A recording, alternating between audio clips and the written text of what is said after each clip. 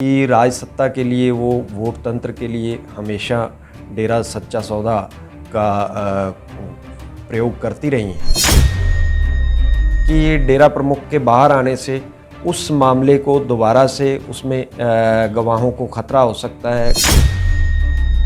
कैसे जो डेरा प्रमुख के साथ साजिश करता थे उनको फिर उसी सेल में आप लोग भेज करके क्या साबित करना चाहते हैं? कहीं ना कहीं सरकार के मन में मैल है, खोट है, हम इसका विरोध करेंगे। बिल्कुल एक राजनीतिक फैसला है।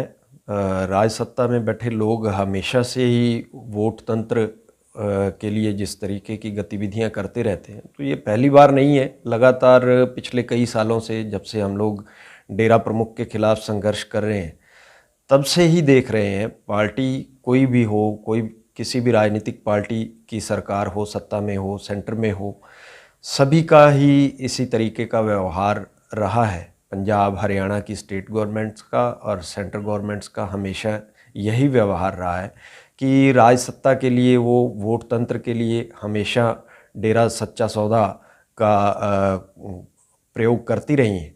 और यही अब भी हो रहा है। चाहे वो एक बलात्कारी साबित हो चुका है, हत्यारा साबित हो चुका है, लेकिन उसके बावजूद राजनीतिक पार्टियां और राज सत्ता जो है वो अपनी वोट का लालच जो है वो त्याग नहीं पा रही हैं। और एक बलात्कारी को, हत्यारे को जिस तरीके से सलाखों से बाहर ला करके, और जो मामले अंडर ट्रायल हैं उनके लिए जिस तरीके से एक ख़तरा पैदा किया जाता है, तो ये एक चिंता का विषय है। और राजनीतिक लोगों का मतलब चेहरा, जो घिनौना चेहरा है, वो उजागर हो रहा है लोगों के सामने।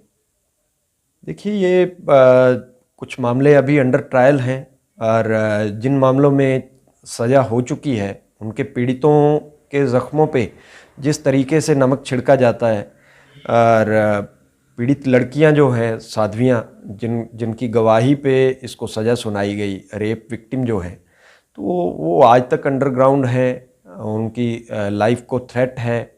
तो एक तो मतलब इसके बाहर आने से उनकी जान को ख़तरा हो सकता है। दूसरा, जो मामला अंडर ट्रायल है, जैसे कि 400 साधुओं को नपुंसक बनाए जाने का मामला अभी पंचकुला की अदालत के सामने विचाराधीन है। उस मामले में आप ये देखिए कि 2017 तक कोई भी गवाही जो है वो एजेंसी के सामने ज़्यादा ठोस गवाहियाँ नहीं आ पाई थी।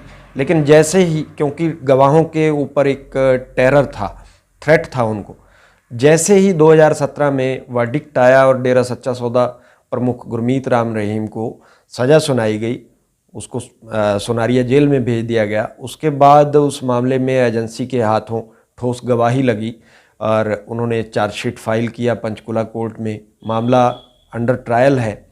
तो ये एक ख़तरा भी है कि डेरा प्रमुख के बाहर आने से उस मामले को दोबारा से उसमें गवाहों को ख़तरा हो सकता है। गवाह अपनी बात से मुकर सकते हैं। उस मामले में कहीं ना कहीं दोबारा दिक्कत आ सकती है। दूसरी बात ये कि जो लोग साजिश करता थे, जिन्होंने पहले भी हत्याओं का प्लानिंग की, मर्डर्स की प्लानिंग की, मेरे फादर पत्रकार छत्रपति के मर्डर केस में जो लोग कॉन्स्पिरेटर थे डेरा प्रमुख के साथ और जो शूटर्स थे, तो वो सारी साजिश जो है वो गवाहियों में दर्ज है कि कौन कौन लोग थे उसमें उन्होंने साजिश की। निर्मल सिंह, कुलदीप सिंह जो शूटर्स थे, अभी एक हैरानीजनक तथ्य सामने आया है कि निर्मल सिंह, कुलदीप सिंह शूटर्स पहले अंबाला जेल में बंद थे, उनको अब सोनारिया में शिफ्ट किया जा रहा है। वो कुलदीप सिंह को किया जा चुका था जब ये तथ्य मेरे सामने आए थे। निर्मल सिंह को किया जाना था। निर्मल सिंह को अंबाला से झज्जर शिफ्ट कर दिया गया था और सोनारिया में शिफ्ट किया जाना था। तो सेम उसी सेल में भेजा गया उनको जहां डेरा प्रमुख रह रहा है। तो कहीं ना कहीं ये दोबारा से फिर वही तिकड़म भिड़ाई जा रही है कि कैसे जो डेरा प्रमुख के साथ साजिश करता थे उनको फिर उसी सेल में आप लोग भेज करके क्या साबित करना चाहते हैं? क्यों फिर से कोई ना कोई और किस साजिश घड़ने की तरफ इशारा किया जा रहा है? तो ये सरकार की नीयत में कहीं ना कहीं खोट है क्यों मतलब जेल अथॉरिटीज़ को इसके लिए बाध्य किया जा रहा है, क्यों वही कैदी जो डेरा प्रमुख के साथ साजिश में शामिल थे उनको फिर से सुनारिया भेजा जा रहा है। तो कहीं ना कहीं सरकार के मन में मैल है, खोट है। हम इसका विरोध करेंगे और जिस दिन हमारे सामने ये तथ्य बिल्कुल कंप्लीटली जाहिर होंगे हम इसका हाई कोर्ट में भी विरोध करेंगे।